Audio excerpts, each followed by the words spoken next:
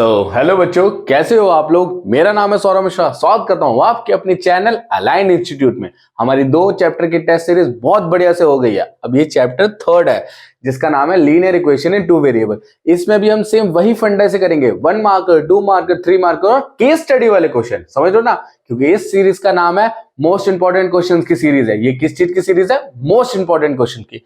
इसमें हम वही पूरा फंडा करेंगे, सारी चीजें करेंगे। तो बिना किसी देरी के जल्दी वीडियो को शुरू करते हैं। हाँ तो बेटा, ये हमारी 3rd सीरीज का 3rd चैप्टर का पहला क्वेश्चन है। इसको बड़े ध्यान से देखते हैं। और एक और बात, ये ना बहुत ट्रिकी क्वेश्चन है। इसमें मेरी बात अगर इग्नोर करी तो फिर क्या होगा, ये क्वेश्चन समझ नहीं आएगा। इसलिए बहुत ध्यान से सुनना है। Solve for X and Y. यहाँ पे 2 इक्वेशन दे रखी है, 27x प्लस 31y, ये y आधा कट कैसे गया, and 31x plus 27y equal to 89।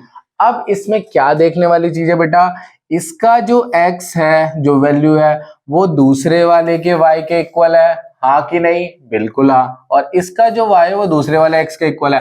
और जब भी ऐसा क्वेश्चन दिख जाए तो सौरभ भैया की बात याद आ जानी चाहिए। क्या करते हैं, एक बार इन दोनों को प्लस कर देंगे, एक बार इन दोनों को माइनस कर देंगे, आंसर आ जाएगा। ठीक है, तो चलो करते हैं हम सबसे पहले प्लस करेंगे तो बेटा क्या होगा, 27x plus 31y equal to 85।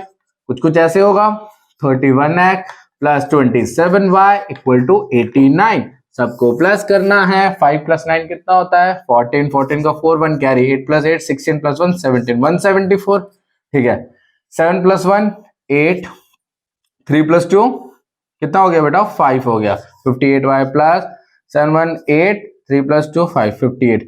अब देखो क्या हो गया, 58x plus 58y equal to 174। अब हम क्या करेंगे, इनमें से 58 कॉमन ले लेंगे। तो 58 जैसे कॉमन लेंगे क्या बचेगा, x plus Y equal to 174। अब इन भैया को उधर फेंक देंगे तो डिवाइड में चला गया। तो x plus Y equal to 174 divided by 58। 58 में कितने बार में जाएगा, 5 3 15, 8 3 24। कितना हो गया बेटा, 3। तो x प्लस वाई की वैल्यू कितनी आ गई, 3 आ गई। आई बात समझ में? बहुत आसान था। क्या करा, पहले एक बार ऐड कर दिया और क्या बोला भैया ने, एक बार सब्ट्रैक्ट भी करना है। चलो सब्ट्रैक्ट कर देते हैं। सब्ट्रैक्ट करेंगे यार, सारा काम मेरे से करवाओगे, थोड़ा खुद भी कॉपी वॉपी में करो। देखो इसको कैसे हो रहा है। 31x plus 27y equal to 89। और दूसरा क्या है, 27x plus 31y equal to 85। सही लिखा है? ठीक है। अब क्या करेंगे, अब हम करेंगे इनका साइन चेंज, इसका साइन चेंज करेंगे। तो क्या होगा 89 में से 85 जाएगा तो ये माइनस में आ गया, तो कितना आ गया बेटा, 4 आएगा। 27 में से 31 चला गया, बड़ा ये बड़ा है और ये छोटा है, तो ये हो जाएगा माइनस का 4y। और इधर क्या है, 31 प्लस ये है, तो कितना आ जाएगा, 4x, है ना, 4x आ जाएगा। ठीक है, अब हम इनमें क्या करते हैं, 4 कॉमन ले लेते हैं। 4 कॉमन लेंगे तो क्या बचेगा बेटा, x minus Y equal to 4। तो x माइनस वाई की वैल्यू क्या हो गई, 4/4। कितना हो गया बेटा, x माइनस वाई कितना हो गया, 1 हो गया। x plus Y equal to 3, x minus Y equal to 1। अब इन दोनों के आपस में भिड़ंत करवाते हैं, इन दोनों के बीच में लड़ाई करवाते हैं। क्या करवाएंगे, x plus Y equal to 3, x minus Y equal to 1। यही है ना बात, इससे कट गया, गेम ओवर। और x प्लस एक्स क्या हो गया बेटा, 2x। और 3 प्लस 1 कितना हो गया बेटा, 4। तो x की वैल्यू क्या हो गई, 2। आई बात समझ में? ये इधर जाके डिवाइड हो गया, x की वैल्यू 2 आ गई। और x को किसी भी इक्वेशन में डाल दो, तो डाल देते हैं। पुट, मान लो फर्स्ट था और ये सेकंड था, तो put x in first equation. तो फर्स्ट इक्वेशन क्या है, x plus Y equal to 3। x की जगह क्या डाल दूंगा, 2 तो 2 प्लस y इक्वल टू 3। तो y की वैल्यू हो गई बेटा, ये प्लस 2 उधर जाके माइनस में हो जाएगा, तो 3 माइनस 2 हो जाएगा। तो y की वैल्यू कितनी आ गई, 1।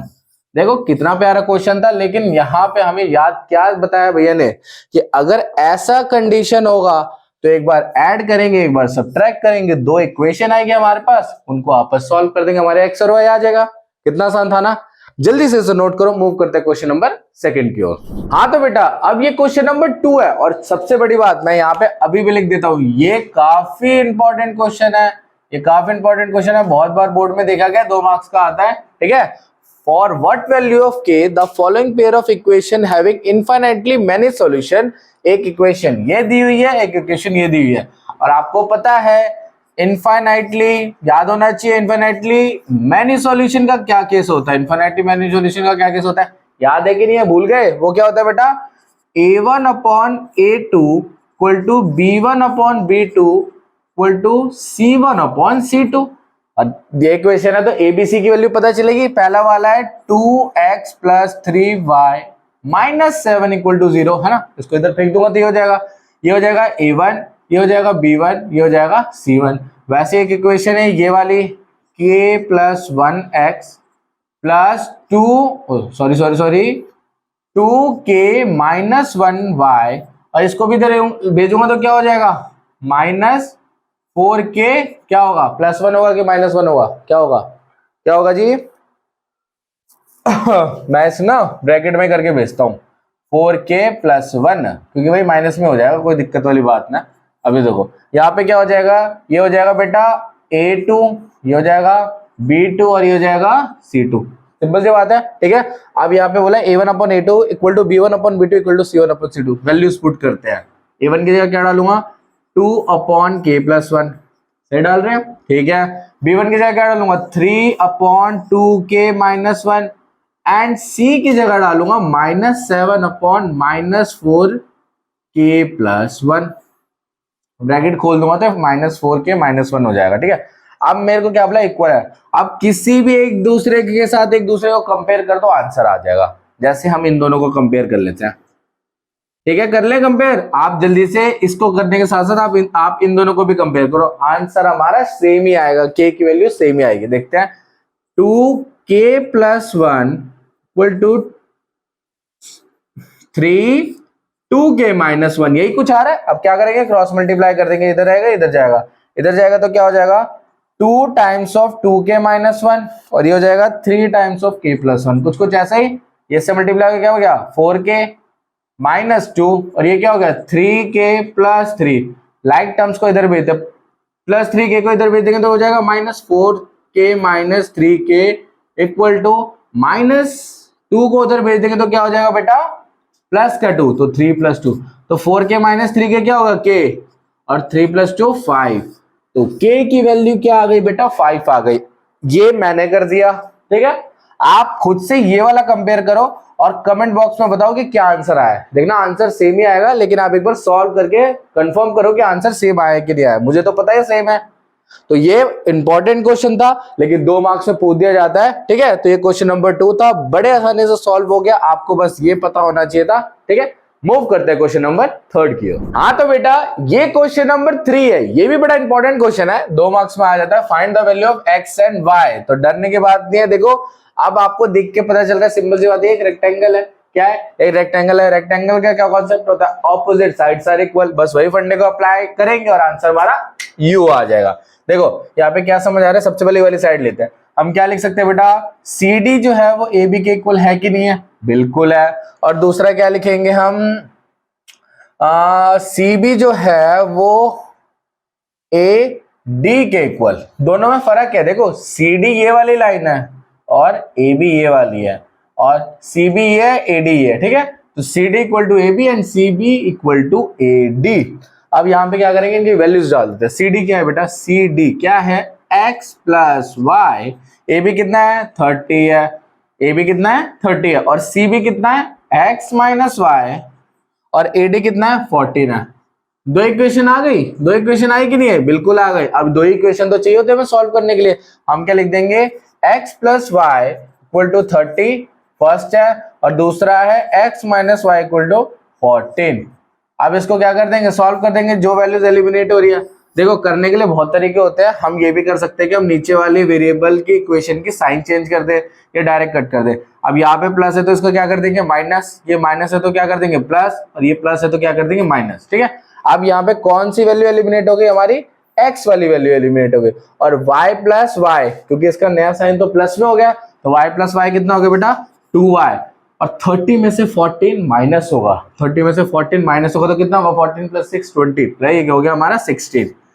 तो y की वैल्यू कितनी हो गई, ये उधर चला जाएगा, डिवाइड हो गई, तो y की वैल्यू कितनी हो गई 8, y की वैल्यू कितनी हो गई 8। y को फर्स्ट इक्वेशन में पुट कर देते हैं, तो put y in first equation. First equation क्या थी? x plus y equal to 30, x plus 8 equal to 30. तो x equal to 30 minus 8, x equal to 30 minus 8. तो x की वैल्यू कितनी आ जाएगी? x की वैल्यू आ जाएगी 22. बड़ा प्यारा क्वेश्चन था, 2 मार्क्स हमने बड़े अच्छे से सिक्योर कर लिए एक छोटी सी बात करके, 2 इक्वेशन बना के. x 22, y हो गया 8. ठीक है भाई, हो गया क्लियर? थर्ड क्वेश्चन हो गया बढ़िया से. अब मूव करते हैं हमारे क्वेश्चन नंबर 4 की ओर. हाँ तो बेटा अब ये क्वेश्चन नंबर 4 है, ये भी किसके लिए है? पूरा चैप्टर ही लीनियर इक्वेशन का, तो वैसे क्वेश्चन आएंगे. ये भी है solve for X and Y. ये सारे मोस्ट इंपॉर्टेंट क्वेश्चन है, समझ रहे हो? मोस्ट इंपॉर्टेंट है, इसलिए या तो सेम यही क्वेश्चन उठ के आ जाएगा, या तो एग्जाम में सेम यही क्वेश्चन उठ के आएगा, या तो इससे सिमिलर आएगा. बट इस क्वेश्चन को करने का फायदा होगा जरूर, या तो सेम यही क्वेश्चन आएगा या तो इससे सिमिलर आएगा. ठीक है भाई, तो अब क्या करना है, इस क्वेश्चन में x और y की वैल्यू फाइंड करनी है. तो देखो हमें कुछ दे रखा है x अपॉन ये, तो हमें काम करते हैं इसको क्रॉस मल्टीप्लाई करवा देते हैं. ठीक है, क्रॉस मल्टीप्लाई करेंगे तो क्या हो जाएगा बेटा? bx, है ना, और इसको इधर भेजेंगे तो क्या हो जाएगा बेटा? ay, bx और ay. अब ay को इधर कर देते हैं तो भेज देंगे तो क्या हो जाएगा? bx minus ay equal to 0. ये हमारी फर्स्ट इक्वेशन बन गई.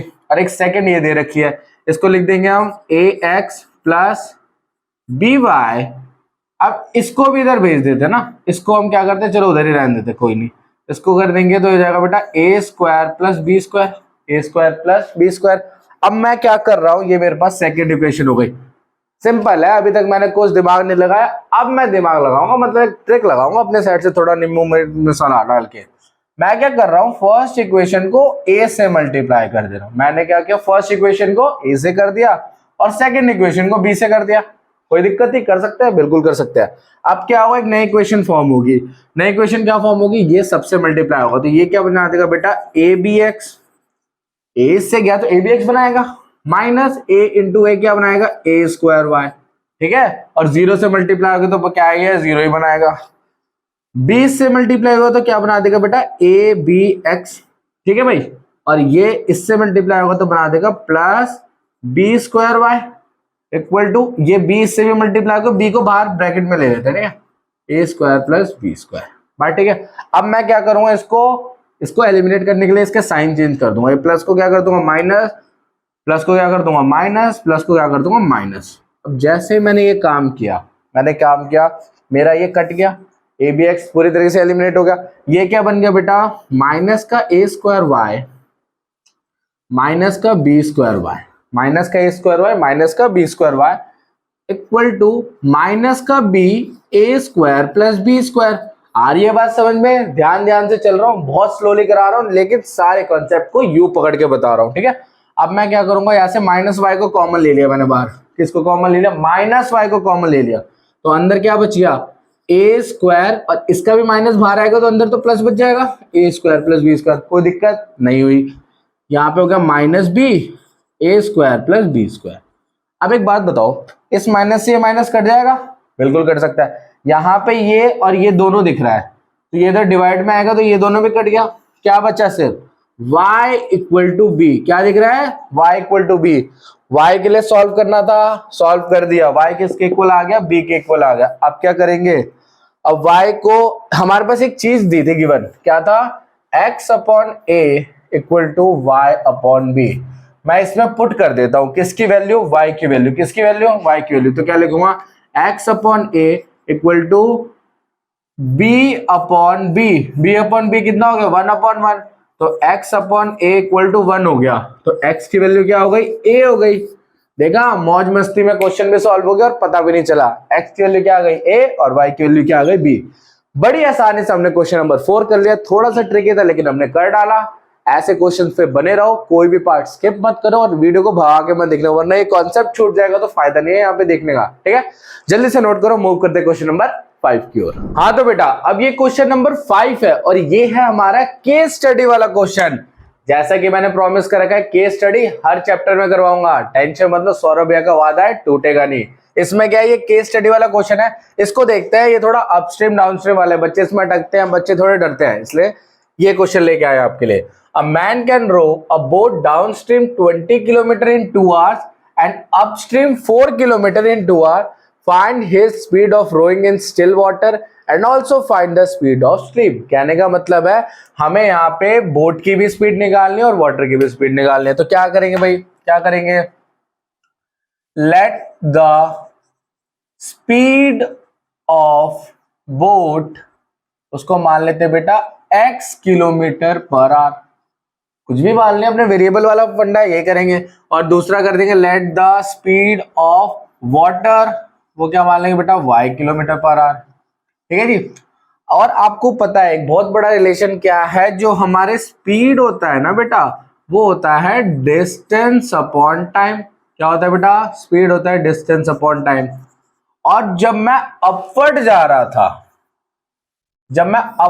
रहा था, तो मेरा डिस्टेंस कितना कवर हो रहा है, 4 किलोमीटर, टाइम कितना हो रहा है 2 आवर्स। तो अपवर्ड में मेरा डिस्टेंस हो गया 4 और टाइम हो गया 2। और जब मैं डाउनवर्ड आया,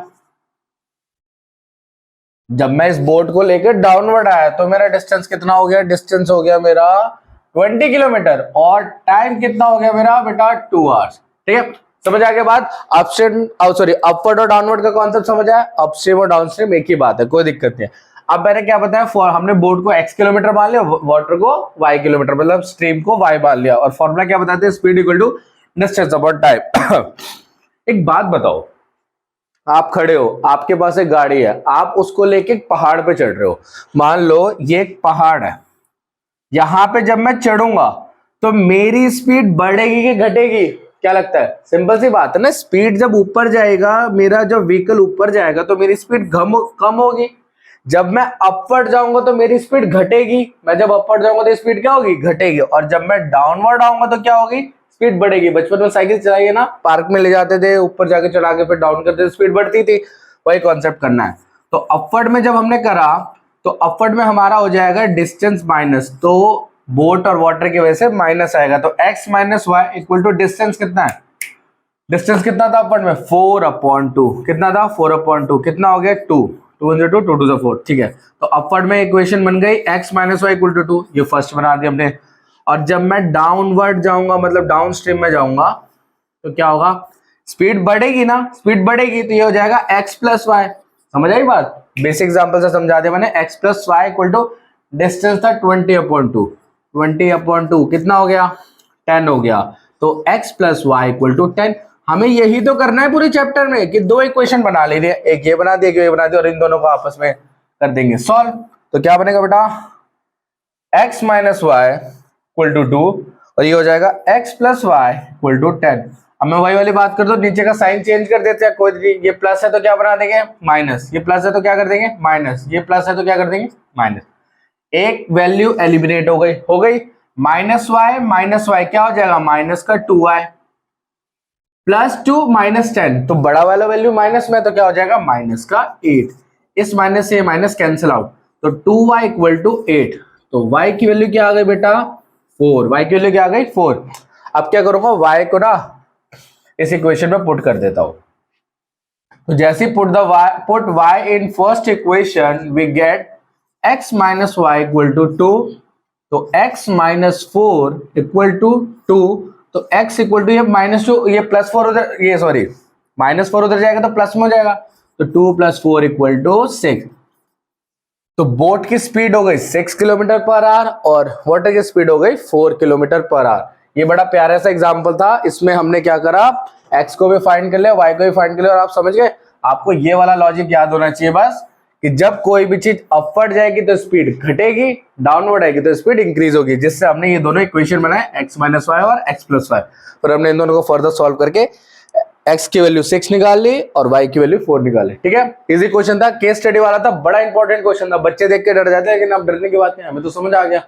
तो आप इस सीरीज में ना, इस चैप्टर की सीरीज में से टोटल 6 क्वेश्चन है, 6 क्वेश्चन है, जिसमें से हमने 5 करा दिया। अब हमारा आने वाला है लास्ट क्वेश्चन, क्वेश्चन नंबर, हाँ तो बच्चे ये वही क्वेश्चन है, क्वेश्चन नंबर 6, जिसका हमें बहुत देर से इंतजार था। इस सीरीज का सबसे लास्ट क्वेश्चन होगा, लेकिन सबसे इंपॉर्टेंट और सबसे ट्रिकी क्वेश्चन होगा। ये है ग्राफिकली वाला।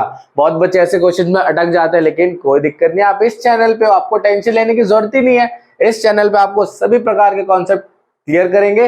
तो हम शुरू करते हैं इस वाले से, सॉल्व ग्राफिकली द फॉलोइंग दो इक्वेशन दी हुई है 3x minus 4y plus 3 equal to 0 and 3x plus 4y minus 21 equal to 0। फिर यहां से पढ़ेंगे find the coordinate of the vertices of triangular region form by this line and X axis, also calculate the area of triangle. देखो बेटा यहाँ पे मैंने कर दिया थोड़ा अपना काम, मतलब कि मेरे को थोड़ा आराम मिल जाए। आपको पता है ग्राफिकली वाले इक्वेशन में क्या होता है, हम खुद से कुछ भी वैल्यू डाल के, मतलब x की कोई वैल्यू डालेंगे तो y की आ जाएगी, ऐसे कंडीशंस होते हैं। तो मेरी मर्जी में कोई भी वैल्यू डाल सकता हूँ, जैसे मैं इनमें से क्रॉस चेक करके दिखा सकता हूँ। ये डेटा क्या है बेटा, अगर मैं मान लो 3x माइनस 4y प्लस 3 है इक्वल टू 0, इसमें मैं y को डाल देता हूँ 0। क्या करता हूँ, put y equal to 0, y को क्या करा 0 डाल दिया, तो क्या बनेगा 3x माइनस 4 0 प्लस 3, तो ये तो ओवरऑल 0 हो गया, ये तो ओवरऑल 0 हो गया। तो 3x प्लस 3 इक्वल टू 0, तो अब ये हो जाएगा 3x इक्वल टू माइनस 3, तो x equal to minus 3 upon 3, cut के कितना हो गया बेटा, x की वैल्यू हो गई -1।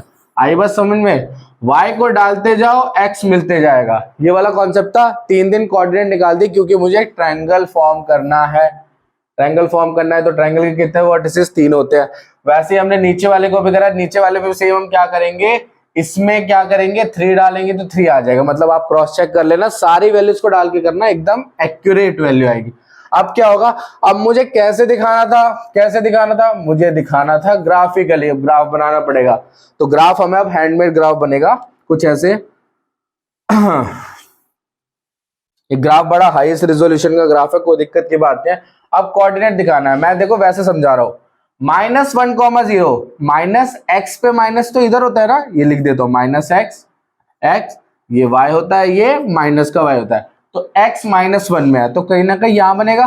अगर मैं पॉइंट डिनोट कर रहा हूं तो कहीं ना कहीं यहां होगा -1 और y यहाँ पे क्या होगा 0, ये पॉइंट हो गए। और क्या 7,6, x होना चाहिए 7 और y होना चाहिए 6, तो यहाँ पे अगर मैं मान लो लेबलिंग कर देता हूं 1 2 3 4 5 6 7, ये इक्वल डिस्टेंस पे होता है, ठीक है। मेरा तो चलता फिरता ग्राफ है इसलिए वैसा हो रहा है, कोई नहीं, यहाँ पे भी करता हूँ 1 2 3 4 5 6, तो 6 यहाँ पे हो गया। तो ये कोऑर्डिनेट कहीं ना कहीं हमारे हो जाएंगे, यहाँ पे आ जाएगा। इस कोऑर्डिनेट का नाम, ये कहाँ आ रहे थे, कहाँ आ रहे थे, कहाँ आ रहे थे, x इक्वल टू -3/3, तो x इक्वल टू -1, ठीक है। इस कोऑर्डिनेट का नाम क्या दे दूंगा 7/6, ठीक है। ये वाला कोऑर्डिनेट भी सर ने फिल कर दिया, ये था 3,3, 3,3 का आएगा 1 2 3, 3,3 यहाँ से एक लाइन जाएगी, यहाँ से एक लाइन जाएगी, तो ये यहाँ मीट करेगा। ये कोऑर्डिनेट क्या हो गया बेटा 3,3, ठीक है भाई। 3 कोऑर्डिनेट हमने दिखा दिए। वैसे 3,3 दोनों में कॉमन है, 7,0, x 7 होना चाहिए, y 0 होना चाहिए, x 7 होना सॉरी x 7 होना चाहिए, y 0 होना चाहिए, तो 7,0 ये हो गया। और x 11 होना चाहिए और y -3 होना चाहिए। ये पता नहीं कहा पता लोग में भेज रहा है, पता नहीं क्या हो गया। x 11 होना चाहिए और y -3 होना चाहिए, कहाँ पे बनेगा बताओ, जल्दी से बनाओ, इस ग्राफ को डिनोट करो।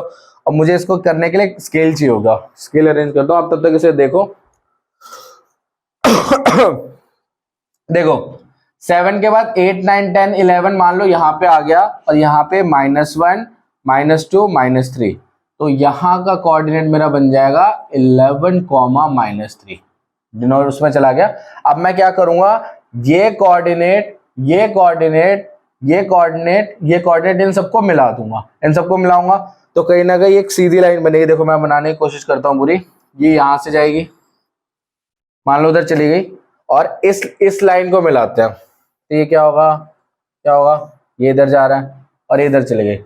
बहुत एक्यूरेट नहीं बना है लेकिन लगभग समझ आ गई होगी बात, इसको यहाँ कर देते शिफ्ट। अब देखो हमारे सारे कोऑर्डिनेट हमने ग्राफ में शो कर दिए, और हमारा एक प्यारा सा, सारे मतलब अजीब सा एक ट्रायंगल मिलके आ गया, हमें ट्रायंगल दिख चुका है। ट्रायंगल है, एक ये रहा पॉइंट, एक ये रहा पॉइंट, एक ये रहा पॉइंट, इसके कोऑर्डिनेट है 3,3, इसके कोऑर्डिनेट है -1,0 और इसके कोऑर्डिनेट है 7,0। हमने एक ट्रायंगल बना लिया। फिर इसने एक छोटी सी बात और कर दी, calculate the area of triangle. अब आप बच्चों को बड़े प्यारे से बताना है मुझे कि एरिया ऑफ ट्रायंगल क्या होता है। मेरे को लगता है कुछ बच्चों ने इसका आंसर भी निकाल लिया होगा, और जिसने आंसर निकाले वो जल्दी कमेंट बॉक्स में बताओ क्या आंसर आया। एरिया ऑफ ट्रायंगल होता है बेटा half into base into height.